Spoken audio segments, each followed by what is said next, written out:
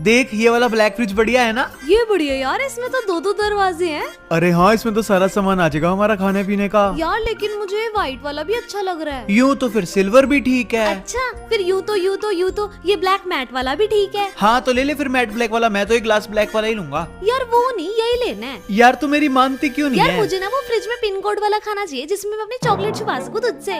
यार तू चॉकलेट के लिए ये वाला फ्रिज ले रही है? अरे ये ले तू, ये 10 रुपए रख जा, जितनी चॉकलेट खानी है तो खा ले। फ्रिज तो अपन यही वाला लेंगे। अच्छा ठीक है, मैं इसकी चॉकलेट लेकर आ रही हूँ, तू करा ले वो वाला फ्रिज पैक, हम वही वाला लेंगे। बाय। चलो हो गया काम। फ्रिज तो यही वाला लेंगे हम, है ना सब्सक्राइबर? सही है ना?